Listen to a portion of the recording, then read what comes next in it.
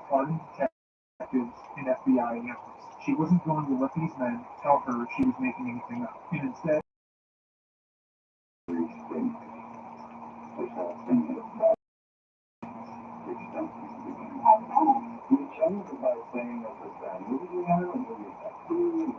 about you, his revenue, what the hell, the training coach is the first time out, or no reason for you not to say that at the very beginning. Okay, no reason to be wrong. I have one more thing here, which is basic stuff. I have another one over smoking a cigarette, 90 miles an hour, and testing. You're not my best buddy, so I wouldn't go drinking with you, that's for sure. You feel guilty about what you did, Diane? No. You didn't do anything wrong. And I wouldn't change it if I could. My sister and I always took the best way. I'm trying to find out the shot you took. And I was telling you what I took. And I agree. You didn't take the fall for it. I agree. Then, I'm put this out. I'll let you do it, okay? Next time I remember something, yeah. You think that you got yourself. You don't know it. You can take him to jail for the next 20,000 years and make him sick. You don't like my help, you can have it. You're real confident in yourself, don't you? I know what I'm going to do.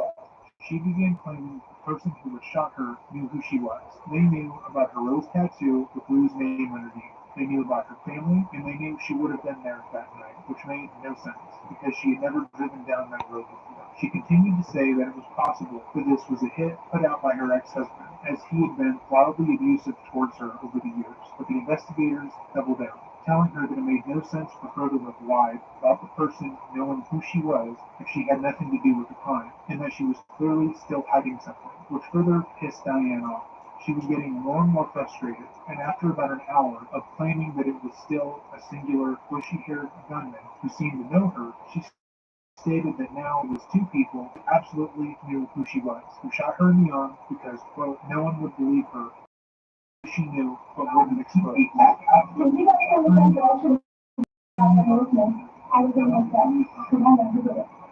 do know who did it. Yes, I do. I am sure do. You know Diane? Yes, I do. You tell us what you did. Yep. I found her in my arm, I yanked my arm out, and shoot my arm and said, "I'll get rid of it." And we will make it do it. Bye. The time is now 17:46, and Diane is just departed the office for concluding the case. This claim made even less sense than the original, but at this point the police knew that they most likely weren't going to get a confession out of her, because she wasn't going to crack like a normal suspect. Shortly after stating outright that she knew who killed her kids, Diane left the interview, taunting the police that she wouldn't tell them who tried to kill her kids. Pressure to mount on the investigation with the public, as the police wanted to arrest Diane, but the prosecution wanted to wait. They knew that if they wanted to make sure that Diane would be convicted, they would have to wait for their smoking gun, and that smoking gun went by the name Christy Ann.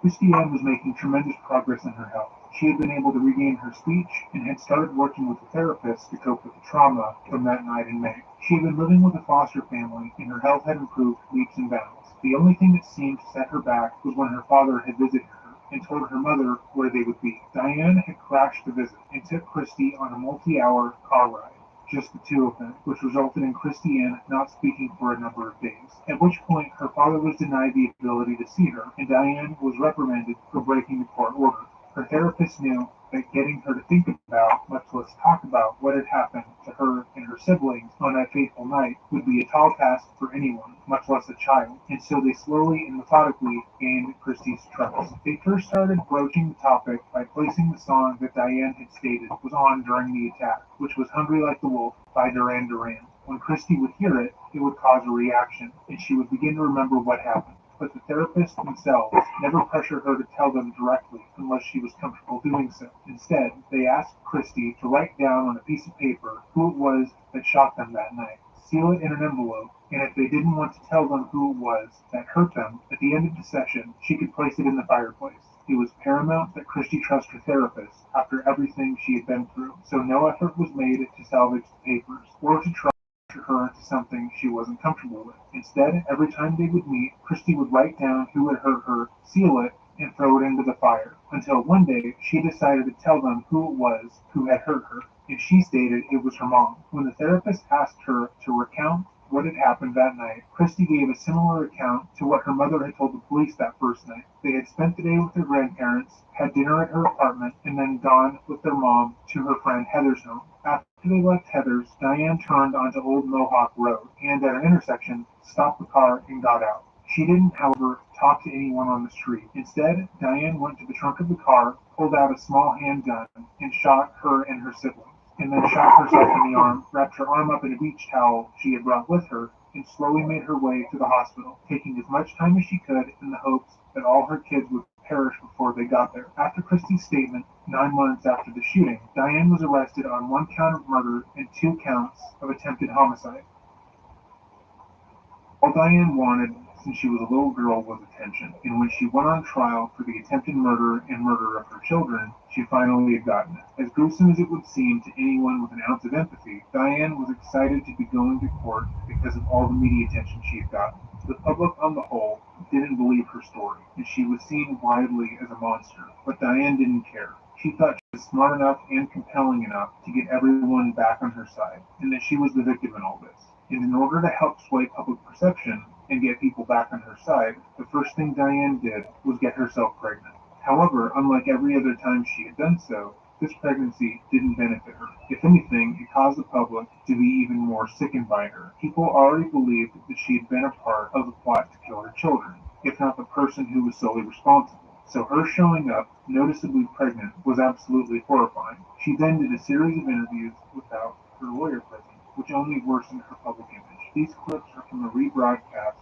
of the original interview, which is why the title card under Diane states convicted murderer.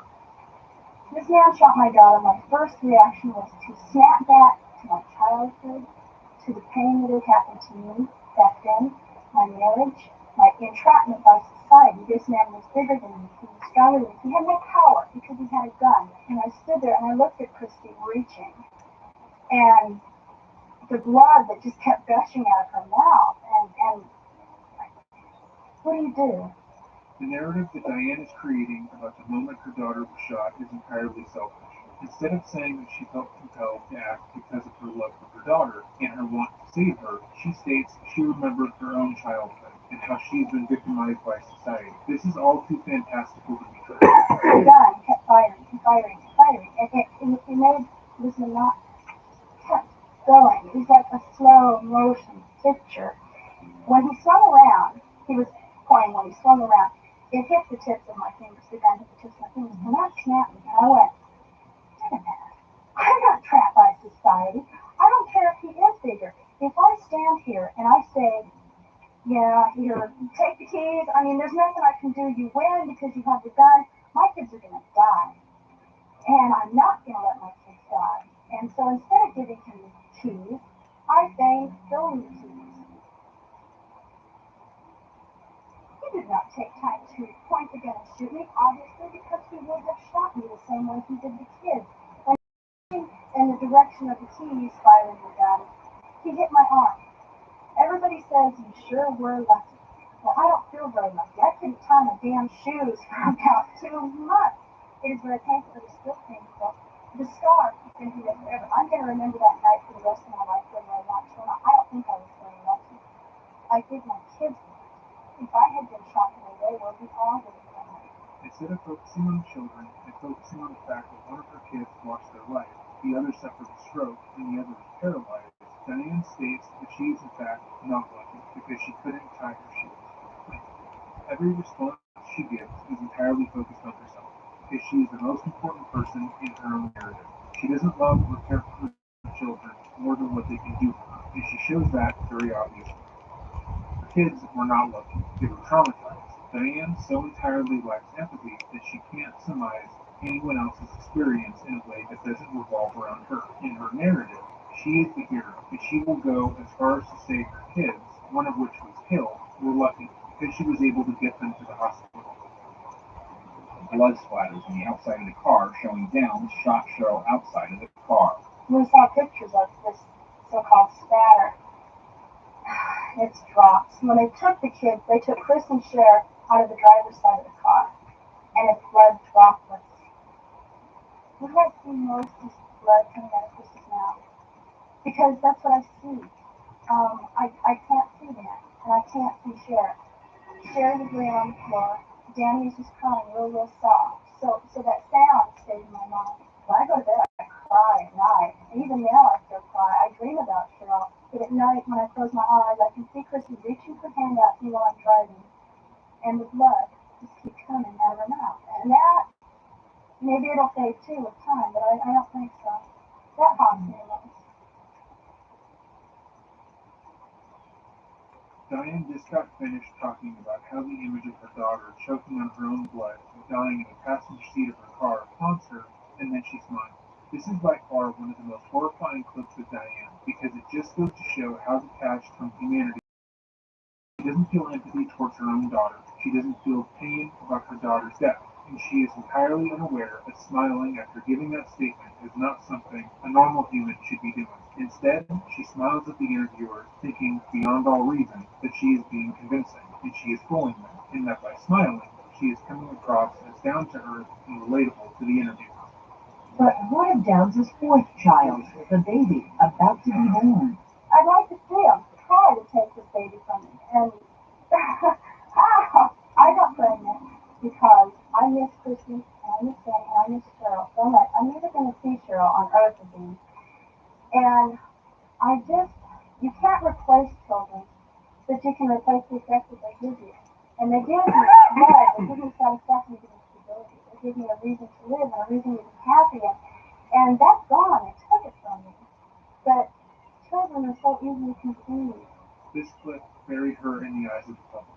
There was already a narrative forming about how Diane viewed her kids as pawns to be used for her own benefit, and stating that she was using her pregnancy and this child to replace Cheryl was absolutely abysmal for her reputation. She made it clear in one sentence that her kids were nothing to her, and she could replace any of them at any time. These interviews would only worsen public opinion on Diane, but nothing compared to the trial. Trial, the defense was an uphill battle. They had to do their best to explain away the mountain of evidence, including Christy Ann's eyewitness testimony, as well as explain why 2 months after the shooting, Diane had suddenly changed the story, said she knew who had attempted to kill her and the children, and why she said she wouldn't corroborate with the police. They also had to try to get the jury on Diane's side, despite how utterly unlikable she was. In order to do this, they attempted to argue that Diane was socially inept because of her upbringing. She had no idea how to properly behave in social situations, and that often manifested itself in her inappropriate actions. They stated that her parents never allowed her to cry, to express herself, and so when she felt sadness, she would often end up laughing. When the song Hungry Like the Wolf was played in court, the song that both Diane and Christy had stated was playing whilst the shooting occurred, Diane began to dance in her seat and sing along. The defense also promiscuous or often sought relationships with married men in the past 2 years. In only half of those, this argument failed to convince any of the jurors, half of which were married women themselves. When Christy Ann was brought up to testify against her mother, she told the same story she had when she first spoke about the event in therapy. However, Diane's lawyers tried in earnest to argue that Christy Ann had been coached by them and had false memories planted in her head, that Christy wasn't actually scared of her mother and was simply being turned against her by the state in order to quickly and efficiently close this case. But once again, further alienate the jurors, who now saw Diane's lawyers as bullies towards a young girl. At Diane's own request, she was put up on the stand. Once more, Diane thought if she could just speak her mind, she would be able to manipulate everyone into believing her side, despite the fact that up to this point, she had not been successful at convincing anyone of her innocence.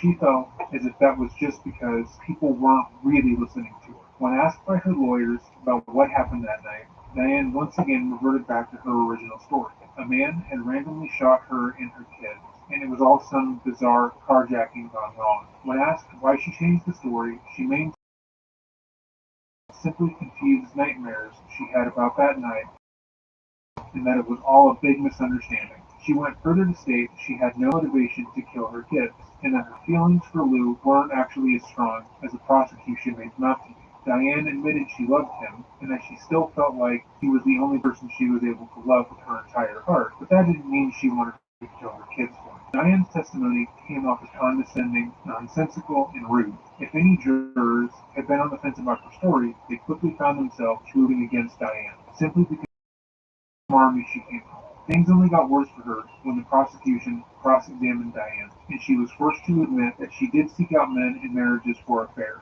She didn't really like her daughter Cheryl Lynn, and more. Diane's testimony buried her, and after the defense prosecution gave their closing arguments, the jury came back with the verdict of guilty. Diane was sentenced to life in prison, with her becoming eligible for parole after 25 years. However, this is not where the story ends.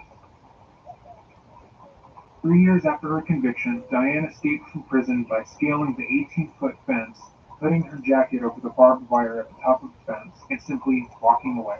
Diane had the address of a former cellmate's husband that had moved close to the prison to be closer to her, and Diane simply walked to his home, knocked on the door, and asked if she could stay there. And while he didn't know who she was, like Diane had done so many times before, she managed to seduce him, showing him her boobs in return for lodging. They quickly began an affair, and he hid her in his home for 10 days, during which time he stated he fell in love with her. When Diane manhunt was initiated, Christiane and Stephen immediately were put into protective custody because most believed Diane would try to get some sort of revenge on her children, especially Christy. However, after less than 2 weeks, she was found and immediately transferred to a prison in New Jersey. Since her transfer, she has seemingly been a model prisoner and has gone up for parole twice. She still claims that she is innocent, and during her parole hearings provides ridiculous reasons as to why she is innocent and should be let out of prison. I have spent the past 25 years trying to find answers as opposed to learning how to cut hair or repair air conditioning units. I know is that I did not murder my children, and 1 year after my uncle was murdered, my children and I were attacked for no reason at all. Why would my uncle and his contacts from the State Department and their Israeli contacts in this book?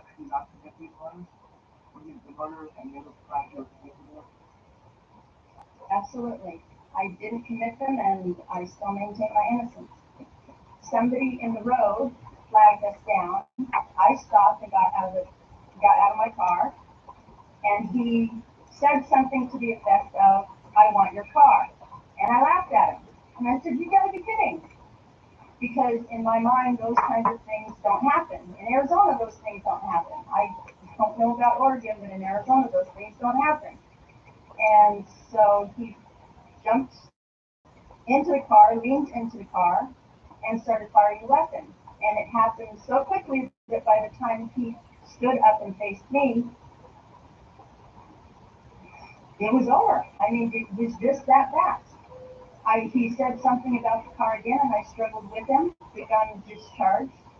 He fell back. I jumped in the car, put the keys in the ignition, and took off. The car door shut by itself. That's it. And I went to the hospital. Christy and Danny were in the back seat. When we got to the hospital, they were still crying. The nurses reported that they were still crying. The state says that I was the one that shot them and that I wanted them dead. If that was the case, I would not have taken them to the hospital still crying.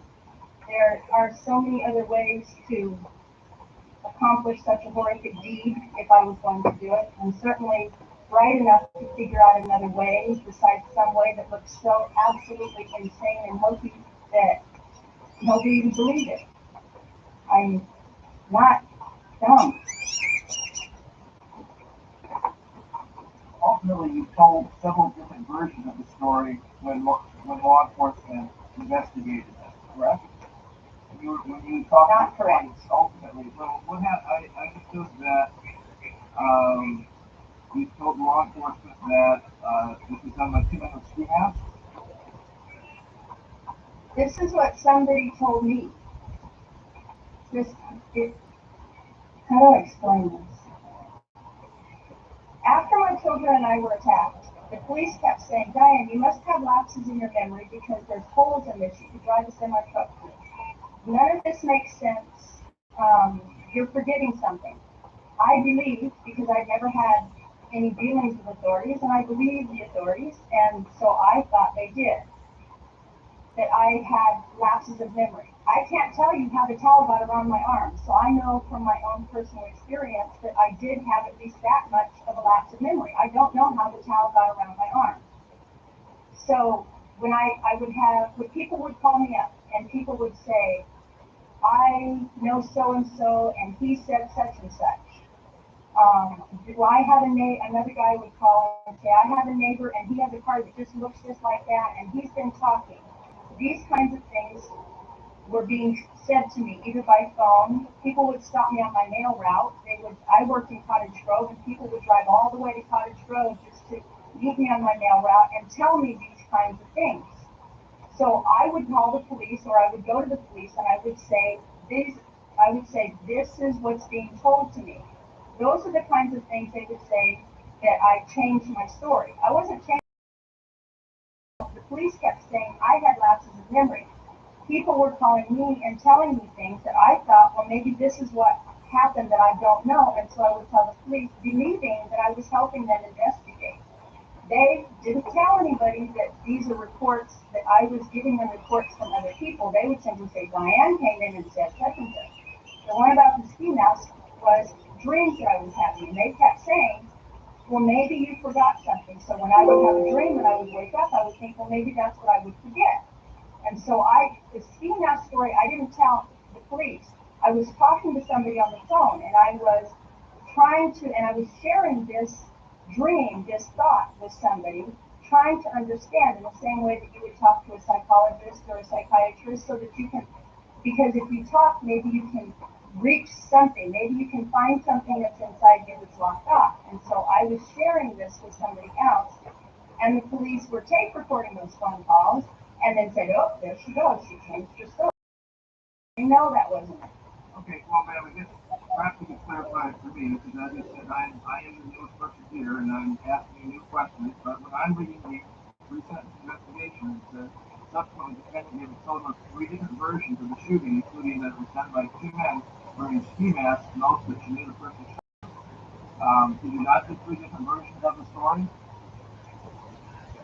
The police said, strangers don't shoot strangers for no reason. So I believe this had to be somebody who knew me. They also, at one point, the last day that I got to see Christy in the hospital, I believe it was June 15th of '83, Doug Welch came to the hospital and said, Steve Downs did this. We know Steve Downs did this. You need to be willing to testify against him. I said, how do you know Steve Downs, my ex-husband? How do you know Steve Downs did this? Give me the evidence. He said, don't worry about the evidence. Just be willing. I said, if you can't prove to me he did it, he's not the one that fired the gun. He said, but he was behind it. I said, I cannot testify against somebody unless you can prove to me that he did this. I know he hates me, but why would he hurt the kids? Doug Welch said, you better be willing to play ball or you'll never see your kids again. And I said, I cannot testify against somebody unless you can prove to me that he did it. The next day when I went to see my children, I was not allowed to see my children ever again. That gave me the belief that the police were absolutely convinced that somebody I knew did this. And if the police believed it, then I believed it. Now, if they want to turn this all around and say, Diane changed her story, that's not what happened. And you guys are on the parole board. And I know you work with the legal authorities. You work with police. You work with the district attorneys. And so you know how they work. I know now what they were trying to do. They were trying to scoop me into a corner so that, I don't know, so that I would say or do something that would incriminate me, which certainly worked. But that's not what happened. No, what I'm telling you is exactly what happened. Doug Welch came to the hospital in Springfield. Oh, McKenzie Willamette. No, anyway, to the Springfield hospital. He sat right there. He caught me when I was coming through the front. And these are the things he said to me. I went to see Christy for 15 minutes because that's all I was allowed. I left, and he was standing there, and he goes, I'm not playing, Diane. And I said, prove to me Steve did this. He says, let us worry about the proof. And I said, I can't testify against him unless you can prove to me he did this. The next day, I did not see my children ever again until court. And that was it. And so I believed what the police, I thought the police believed. Now maybe they did believe it. Maybe to this day they still believe it. Because Fred Hughley was, another time he told my attorney Jim Jagger, Jim Jagger said, Fred, you know Diane is innocent. He said, I know that and you know that, but she's covering for somebody, and as long as she's going to cover for somebody, she's going to do that person's time. Jim Jagger said, So is what you're saying today is that the prosecutor in your case knew you were innocent, yet in order to get someone else to convict someone else for this, he basically threatened to keep your kids from you in order to get you to make incriminating testimony against somebody else?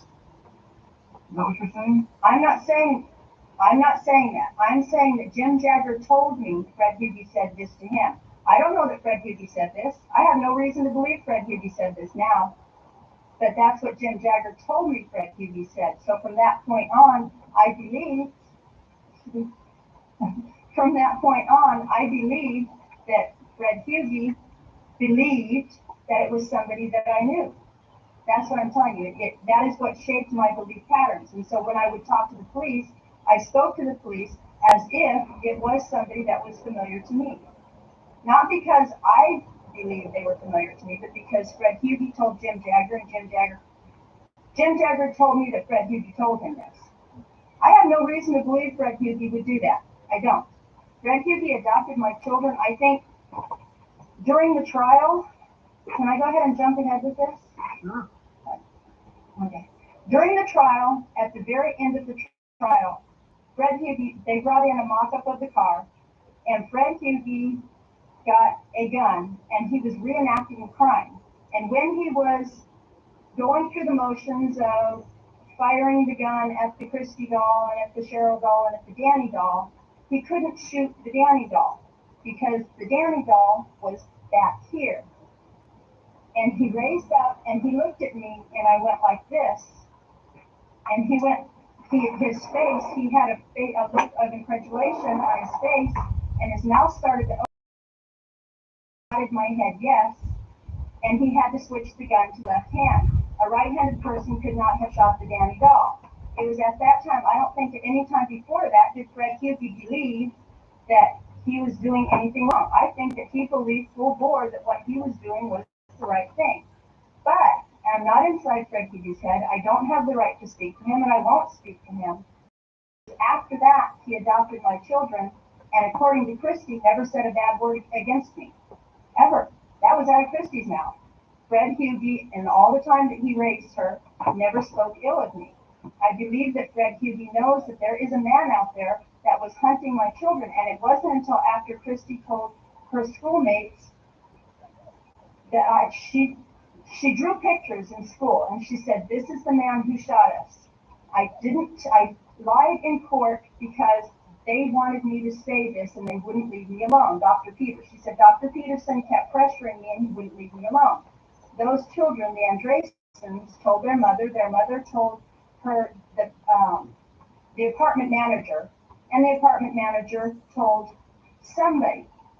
Now, he didn't tell my attorney until 1991, but he apparently told somebody before that. But it was at that time when Christie was in that school and classmates with the Andresen twins that Fred Hughey decided to adopt my children. So, yeah, we talked about that.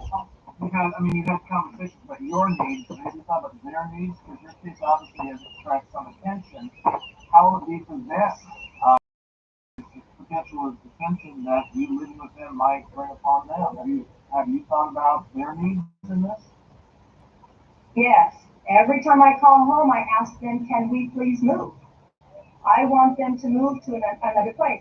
When I used to file legal work, back before I finally got my answers, and you check and see when my legal work all stopped. It's when I finally got the answers and I was finally able to calm down and just be me again, about 2005. But back in the day when my dad would file, I would write everything, my dad would type it, my mom would copy it, and she would do the filing for all of my legal work. Well, my dad, on the filing page, it's the certificate of mailing, my dad, you have to sign your name, my dad would always put his address. So everybody knows where my parents live. I would talk to my parents on the phone, not every time. At least once a month, when I talked to my parents on the phone, I would say, please, can we move someplace else? I would like to live someplace else where nobody can find you because people are going to be coming by the house all the time, wanting to peek in the windows, wanting to heaven knows what. And I don't want us to have to deal with heaven knows what. My dad's 80. He had a stroke 2 years ago. He's very thin. He's lost 30 pounds. He stumbles. He falls.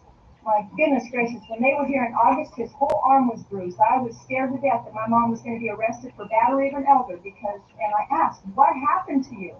My mom says he falls now. And I do not want my parents to have to worry about when my mom has to go out and get groceries because she can't get my dad to go in the car. It's easier for my dad to just stay at home. I don't want my mom to have to worry about when she has to go grocery shopping. Is somebody at the end of Quarter Mile Road going to be there throwing tomatoes at the car or wanting a signature or can you sign my book or whatever? I don't want and so I would ask them, please just move. And it wasn't until May of this year when it was finally time, they know by ORS 144.228 that my parole date was May 9th. And so in April, my mom said, I've decided we're going to move and not tell the kids where we're going.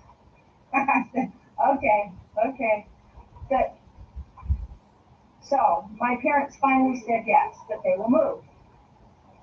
Unfortunately, for me to move, I have to tell you guys where I'm moving, and it's the same as telling the media where I'm moving, and telling the media is telling the wackos. Because somehow the wackos always seem to know everything. And the only thing that I can ask is please, if you do parole me and you allow us to transfer to another state, someplace, please don't tell anybody where we are. I mean, it's the only way that I can keep my parents safe. I'm not worried. Come on, I live with 4,000 of the worst people in humanity, and it's a washing machine. It keeps turning over and turning over. In California, we parole 11,000 people a month, a year, and they come right back. So I'm not concerned about my safety, but my parents are old. If you think that it's better for me to parole someplace and never see my parents, again, and that's the only way to keep them safe, then I would do that. But I don't want to not see my parents again. I love my parents. My dad needs me to take care of him. He's 80 and he falls. He's a big man. My mom's a little woman. She doesn't, when it finally comes time to start bathing him and taking care of him, my mom isn't going to be able to do that by herself. Sending me someplace away from my parents would not be good for them. I could do it. I've certainly dealt with, I've lost my children. Once somebody takes your children from you, taking your parents is what's next. But my parents really need me. And so if you're going to parole me someplace to hide me, like you did Janice, well, like the others did Janice Freeman, that's great. But hide my parents too, please. It was back in 85. I saw the eyebrow. It was back in 85. Janice Freeman, when they paroled her, they didn't tell the media where she was. And if you're going to do that for me, do it for my parents. Don't do it for me. Do it for my parents because they do not need the kookaroos. I know. There you go. There's some insight. This is what insight is done because I know what kookaroos. I live with kookaroos every day. I become inured to it. You don't ever get used to kookaroos, but you learn how to survive them. My parents don't know how. My mom will do the same thing that I did back in 83. She'll get a phone call and she'll go out to meet somebody. My parents, please don't parole me away from my parents. They need me. As much as you think I'm a danger to them simply because of the kookaroo factor, if the kookaroos can't find me, they'll go to my parents. They will. They'll do whatever it takes because I know what they do in here. I used to hear the example of keeping a relationship up with your parents. That's all it. Yeah, she's just amazing. Oh, I didn't think I was going to need these this time. Thank you. It's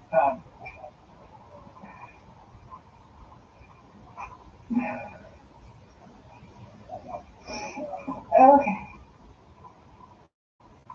Look at neighborhood. Yeah. Thank you. Any other relationships that you've able to maintain that you'd like to share with us might help you if you release in the community? Are you involved in any romantic relationship at all? Any friendships or anything? No, none that take me there. None that I would need. No. To Diane, life is expendable. She is the only person who matters, and she would do anything to get what she wanted. Cheryl Lynn was a bright, beautiful young girl who lost her life for no reason, and her siblings' lives were forever altered because Diane couldn't handle rejection. Luckily, she will most likely never be released from prison, and she will never be able to harm anyone other than herself ever again. If you like this video, please hit the like button and subscribe. If you have any case you would like us to look into, leave it in the comments down below. Have a great day, and remember to stay safe.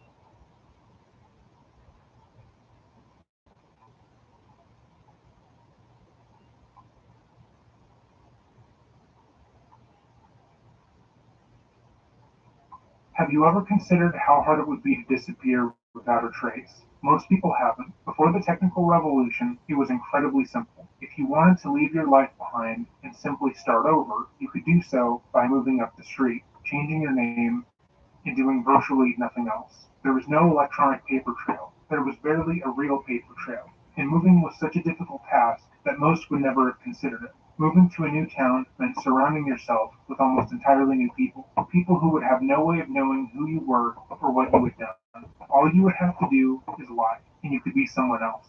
Changing your life was the easiest thing in the world. You just had to do it. The same went for people who wanted to make others vanish.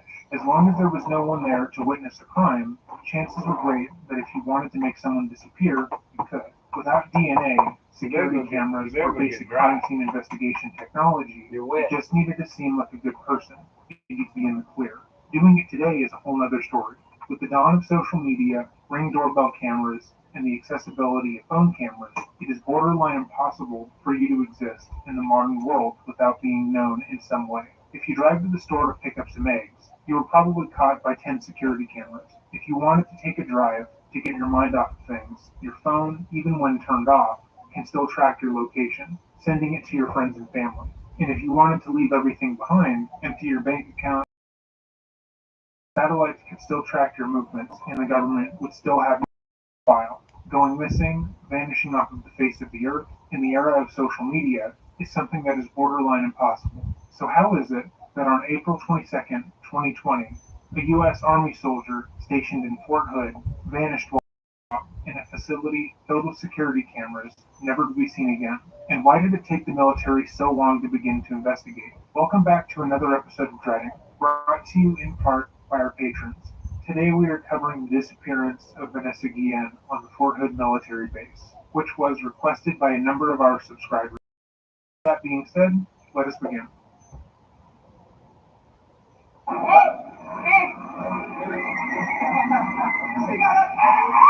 So often in true crime cases, people describe the victim as being someone who made the world better, someone who lit up the room with their smile, and someone who deserved the world and more. And Vanessa was no exception. Vanessa was one of 5 siblings born to her parents, Rogelio and Gloria Guillen. They had migrated from Mexico to Texas prior to Vanessa's birth, and had instilled a fierce patriotism in Vanessa that manifested in her want to join the military as a child. She wanted above all to protect the country that she called home, and she was determined to find a way to do that. In order to pursue her dream, Vanessa made it a point to be as strong as she was kind, running marathons and working out every time she could. She would have her siblings and later her fiance sit on her shoulders while she did squats and worked out. She was constantly raising the bar for herself, knowing that if she wanted to be the best, she would have to work for it. Despite her focus on her dreams, Vanessa always had time for her family and friends, and people always seemed to gravitate to her. Her laugh was infectious, and she was known to laugh at almost anything, which did wonders to ease people's tensions. When Vanessa, at 18, went to her first day of military training, another recruit recalled feeling nervous. He was an introvert who was surrounded entirely by strangers, and was beginning to think he had made a mistake. Vanessa stood next to him, and in his nervousness he made a smart remark under his breath, thinking that no one could hear. At once Vanessa erupted in laughter, telling him that he was hilarious, and the pair became friends. Stories like that, where Vanessa would effortlessly reassure and help people around her, were not rare or uncommon, and hundreds are posted to the Facebook page that was used during the search for Vanessa. Vanessa also loved the military, and she loved being a soldier. Her sister described the first time Vanessa had returned home from training as being the happiest time in her life, and that she seemed to be glowing. Everything that she had worked for since she was a child had come to pass, and she felt like she was on the right track. Her mother also recalled how happy and carefree she was, talking about how joining the military had been everything she had hoped it would be and more.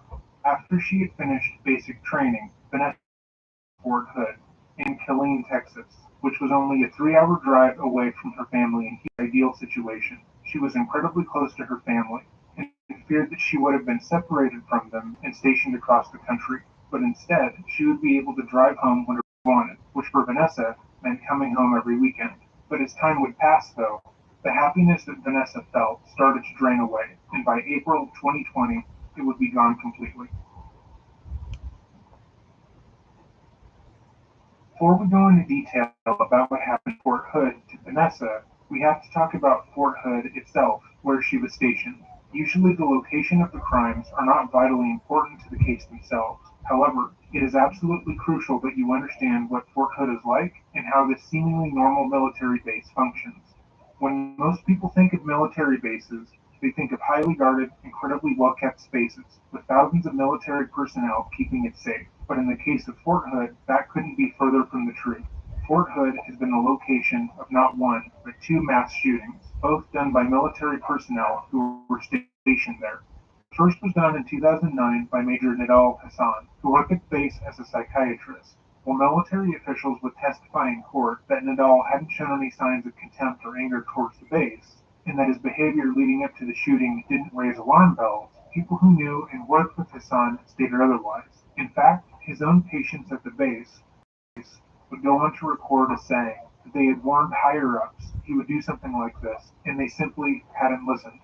Hassan was described as an uncomfortable and angry who was often seen on his own. At various points in his military career, others often tried to befriend him to no avail. He was a heavily guarded man who would only become more following the passing of his parents. Nadal worked as a psychiatrist on base and would provide counseling to other soldiers, who would describe him as uncomfortable and detached. The advice he would give them often struck them as weird, and at times, when going over their military history, Nadal would get upset with them when they spoke about things they had done or had witnessed while deployed. Other psychiatrists on the base would describe him as disconnected, aloof, paranoid, and at times belligerent and a schizoid. Complaints were made about early on, with multiple colleagues questioning if he was even fit for the position, and stating that they were concerned for his mental well-being. On numerous occasions, his mental well-being was called into question, but each time it was, higher-ups at the base would hand-wave the concerns without much care. As time went on, Hassan's actions would continue to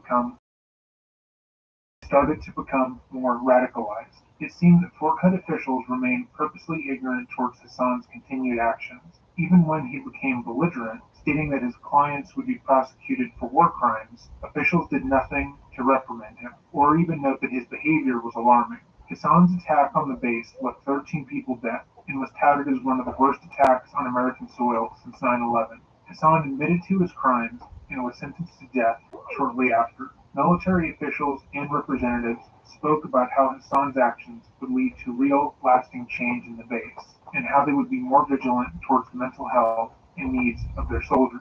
That making sure that nothing like this happened again would become their biggest priority.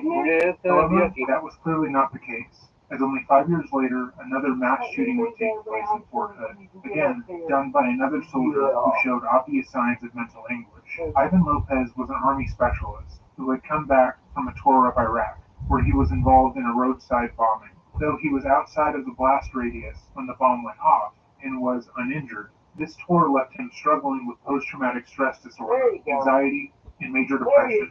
He had been undergoing regular treatment on the base, and at times tried to minimize his mental health struggles, because other soldiers in his unit would taunt and bully him. He complained multiple times about the intense hazing he went through on the base, but each time he talked about it, he was told to suck it up.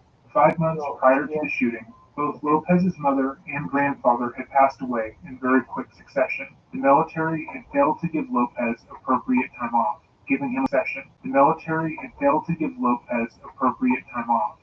only 2 days to go to the funeral and Puerto Rico and come back. Lopez felt like this was disrespectful, and also felt as if he wasn't able to properly grieve the loss of his family, because once again, other soldiers in his unit would harass him, calling him weak and pathetic for crying. Because of the ongoing harassment he was facing, as well as his mental health worsening, Lopez had asked for a transfer to a new base. He had previously been assigned at Fort Bliss and had done well there, but Fort Hood had a completely different atmosphere. It felt like a black hole. He described any good feeling However, I did see a rabbit out here a few minutes ago. He's gathering and running. On April 2nd, 2014, Lopez went back to the base to ask for a 10-day leave form so he could properly move his wife and 4 kids into his new apartment. Seeing as the previous one had been burglarized, he also planned to use this time off as a much-needed period to greet his mother and grandfather and try to relax And after there weeks might of actually torment be from his a fellow zucchini soldiers. down there. However, he was told by the officers and the administration I'll go and do a that he little would have around to come this guy. back to retrieve it, as they Nothing didn't have to any eat, on eat hand. lots of- Lopez and the Huh? officers went If I back can't and find forth nothing, in a then that's all semi-heated right. exchange until finally the request was outright denied, with an official in the office stating that because he had already secured housing in Killeen, outside of Fort Hood, they didn't need to give him time off for moving. For Lopez, this felt like another smack in the face by the base that treated him like garbage. He was already dealing with PTSD and depression from his time in Iraq. He felt like he'd been bullied and picked on by every other soldier he had met on that base, and when his mother died, he was only given 2 days off to mourn. It didn't matter how polite the officer telling him his time off wouldn't be approved. To Lopez, it all sounded the same. Ivan went outside briefly and smoked a cigarette, trying to calm down. He then went to his car, pulled out his gun, and stormed into the building, shooting everyone he came into contact with, and only stopped to shoot himself when he realized that there was no way he would be getting out of the building alive. The military officials stated that Lopez's actions could not have been anticipated, and that there were virtually no warning signs to what he had done. Multiple other soldiers who were stationed at Fort Hood spoke out about what it was really like to be and how terrible the base was, like in this interview with CNN. Car with someone who's stationed here at Fort Hood. We're not going to say who she is, what she does, but what is it like? It's a pretty chaotic state. Um, this place, they call it the great place. At the end of the day, it's really not the great place.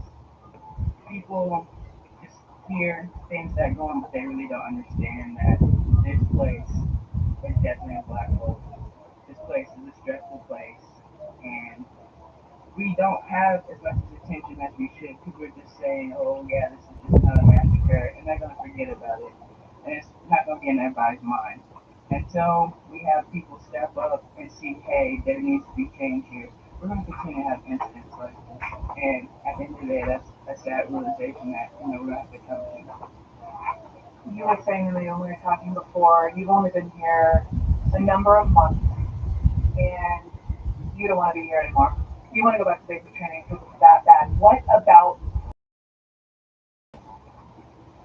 It's between leadership, just the quality of life. Like, it's people in jail have a better life than a lot of these soldiers here.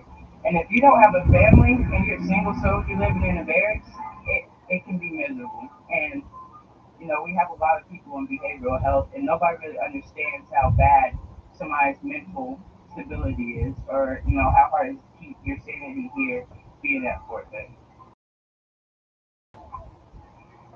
You're almost shaking talking to me. Why? Why? It's just that frustrating being here. We have our big leaders, Pentagon or whatever. They're, oh yeah, our soldiers ready to take pay cuts. We need to focus on our equipment and all this. No, they really should be focused on our quality of life, because right now it's not up to par. And we're gonna keep having situations like this unless our government steps in. Hey, look, we need to take care of our troops, our soldiers. Take care of how? Take care of how? I mean, offer more things like, people say, oh, they have PTSD, they're going to blame it on this. PTSD is a serious thing. People don't give, the mental challenges that people face enough credit. Like, it can change you. I mean, I have a disabled vet, mom who has PTSD, and she's not the same person that she was when I was younger from being deployed, because she. So if we sit there and fix the underlying problem of, people saying they have these mental disabilities, our quality of life would be better. Or the fact that, we have to do crazy things. We lose our sanity knowing that we don't get paid enough to work as much as we do. I could flip burgers right now and make more money. You say you described Fort Hood as this black hole. You said something. You said that you don't blame this 34-year-old shooter for doing what he did. As awful as that sounds, at the end of the day, I can't be mad at him. I blame his command. I blame the people not giving him that help that he needed. I'm more than sure he reached out to people. And I pray for all those families that were affected by this incident. But people just don't understand what it is to have the life that we do here at Hood. People have said already that the Army was doing everything right. This man was undergoing anxiety depression treatment. He wasn't having suicidal thoughts. He was on drugs. He was on Ambien. They were monitoring him. What was the Army not doing, in your opinion?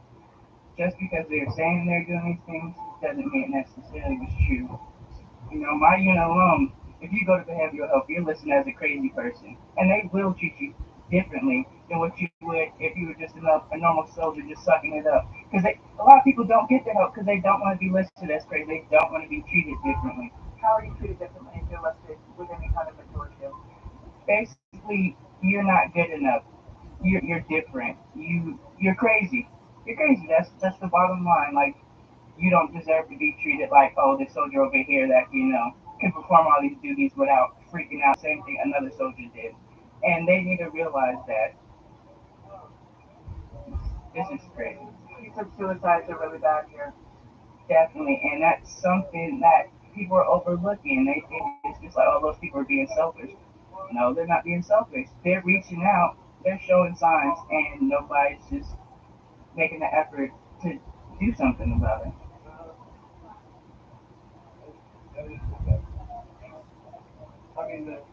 Sometimes you have to figure out that's just life.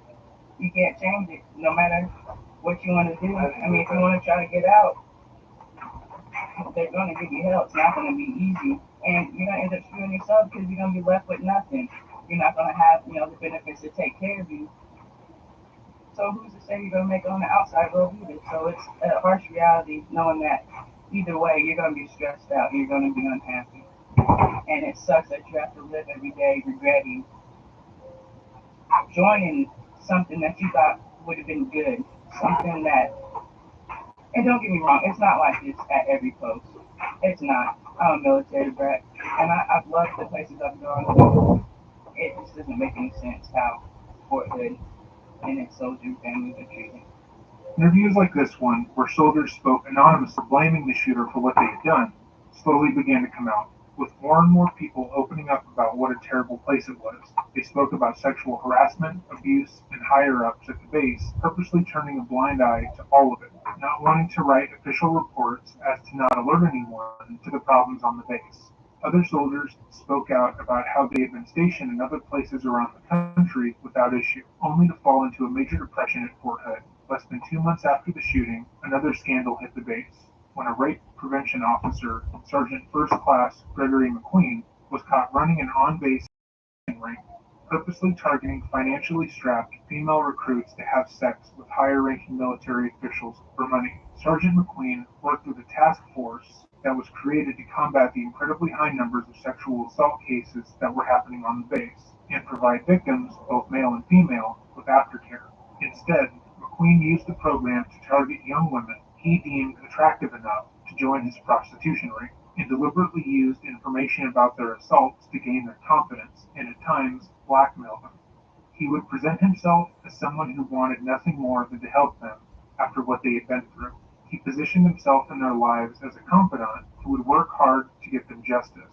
Once he got to know the victims and learned more about their lives, he would use that information he had on them to perfectly pitch the idea of them working as a prostitute to earn extra money. In one case, a 20-year-old woman who had been assaulted on the base spoke to him about how she was struggling to make ends meet as a single mother. Because she was a fairly new soldier, she wasn't making enough money to support herself or her child, which was the reason she joined the military in the first place. She was considering leaving the army to get a job off base, but McQueen told her that he could help her, and then informed her that high-ranking military officials would pay upwards of $100 a night to sleep with her, and he'd be more than happy to arrange it for her if she wanted.